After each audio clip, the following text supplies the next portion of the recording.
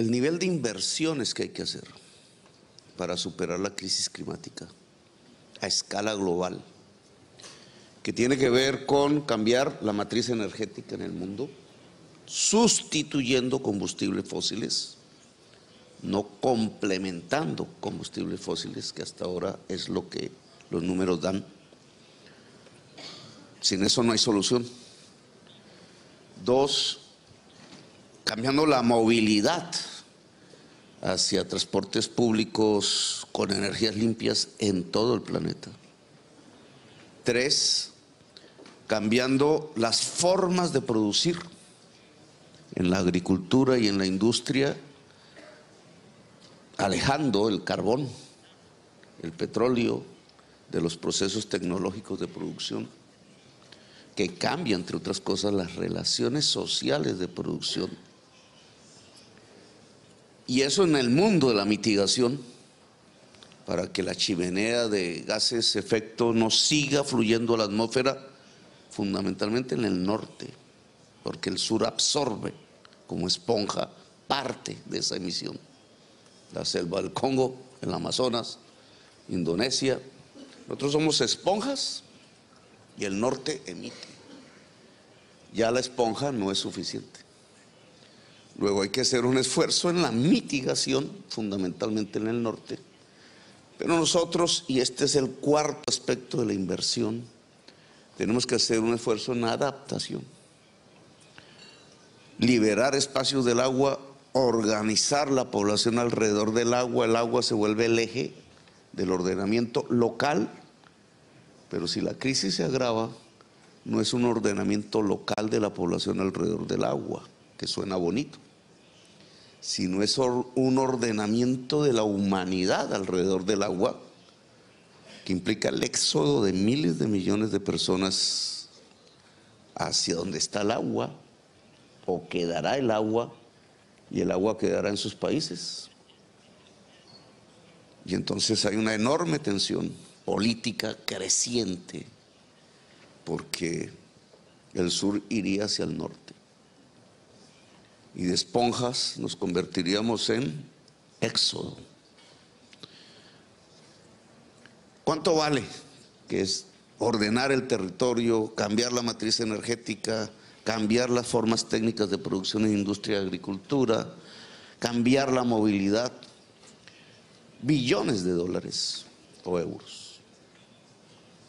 Y entonces, este es el debate.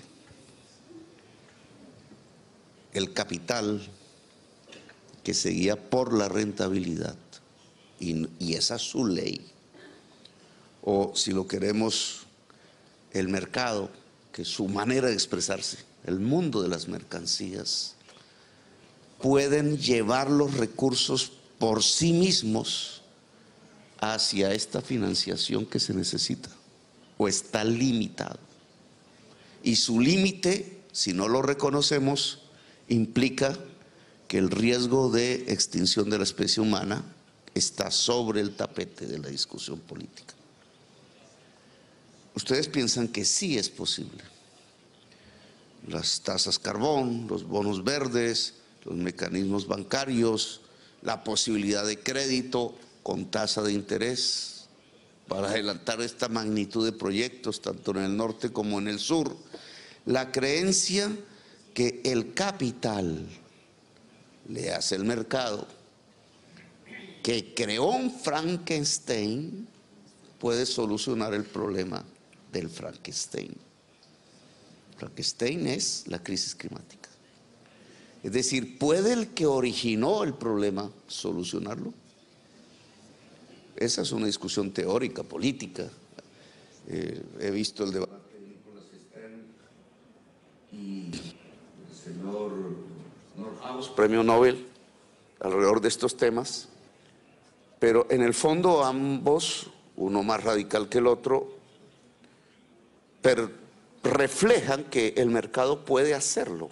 Sin embargo, los números hoy de emisiones frente a la crisis climática dice que no. Estamos fracasando.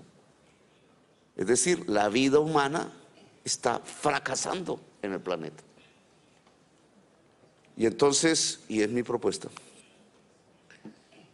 porque no se trata, sería interesante a principios del siglo XX, no se trata de una guerra contra el capital, ya no hay tiempo, no hay tiempo. Se trata de admitir que el capital, leas el mercado, tiene un límite, que puede acompañar solo procesos hasta donde son rentables, pero que la mayor parte de la inversión que se necesita, de los recursos que se necesitan para de verdad superar la crisis y proteger la vida, van más allá de la rentabilidad, es decir, no se sujetan a la rentabilidad, es decir, ni el mercado ni el capital pueden ayudarnos en la mayor parte del espacio, solo complementan. Y entonces aquí vienen unas propuestas que quiero dejar sobre la mesa y que no son suficientes, pero que yo creo que serían importantes. Es decir, la crisis climática implica un gran plan Marshall global de inversiones que el capital privado no daría sino en una escala limitada. Lo que proponemos es lo siguiente: afrontar esto complementariamente a lo que ya se ha alcanzado, pero sustancialmente en la magnitud que creo que debemos dar ya, en unos mayores ingresos. Voy a poner el Fondo de Clima como institución, que ha sido hasta ahora raquítico. Unos ingresos adicionales que tendrían que salir como una taxación a las transacciones financieras mundiales, la Q de Tobin, le llaman en teoría los economistas, pero aplicado y destinado a financiar las acciones mundiales para superar la crisis climática, y una reducción de la deuda pública en todos los países de la Tierra, que no es una condonación, ojo, porque si no se afectaría el mundo de los pensionados de los países ricos, porque a través de este sistema de construcción del sistema financiero mundial han terminado los fondos de pensiones de los países ricos siendo propietarios de los títulos de deuda de los países medianos y pobres de la tierra. Y entonces, si se condona por un lado, se le quita las pensiones por el otro lado a la gente. Una dinámica un tanto perversa. Lo que nosotros proponemos es cambiar deuda por acción climática.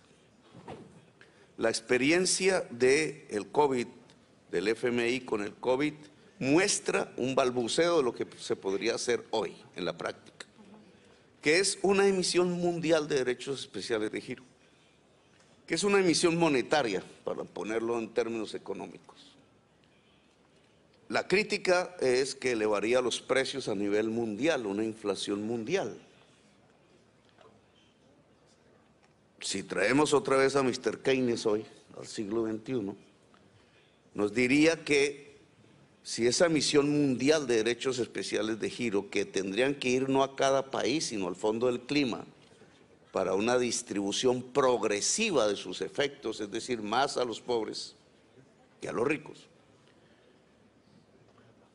sería un pago a los fondos prestatarios de capital prestado, fondos de pensiones, etcétera, un pago que aumentaría la liquidez mundial de dinero, pero que se aplicaría en inversión productiva por parte de los países, porque estos, al reducirse la deuda y el servicio de la deuda, tendrían un espacio presupuestal que se dedicaría a la acción climática.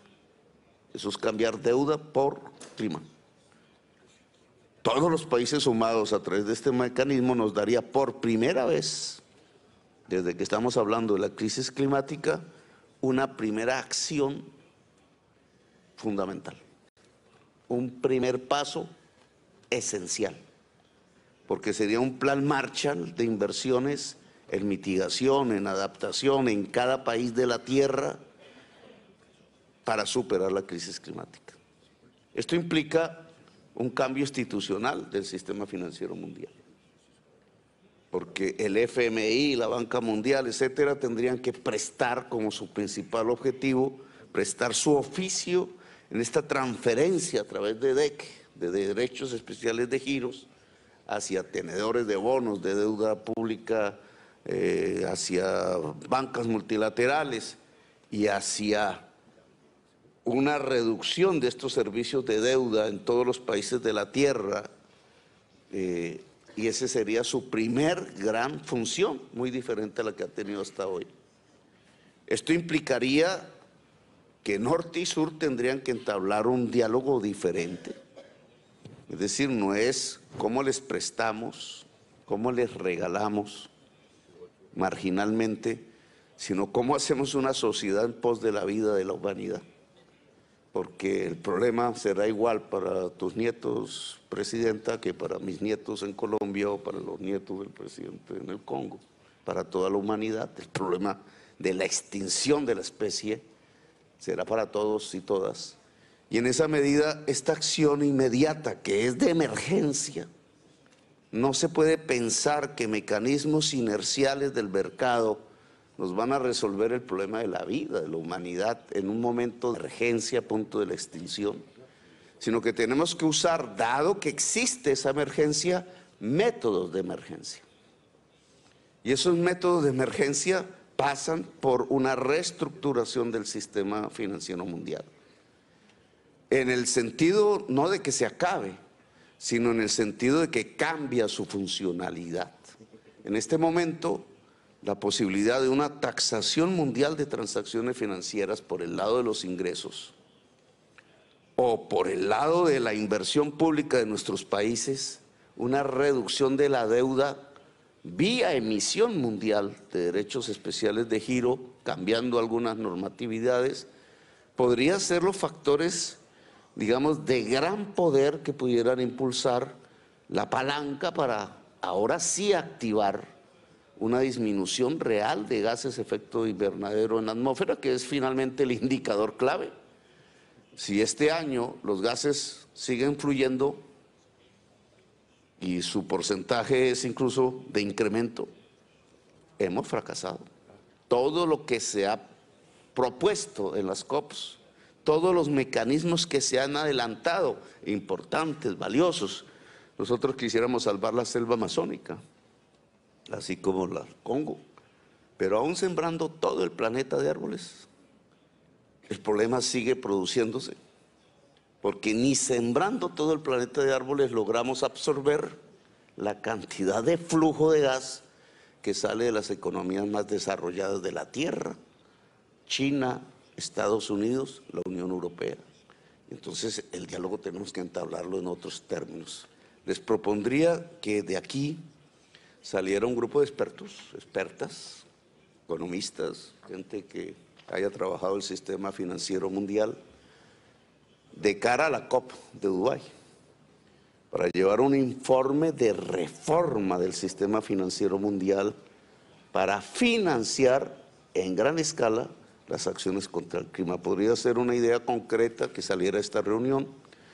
No es luchar contra el capital, y termino aquí, pero sí es un nuevo paradigma.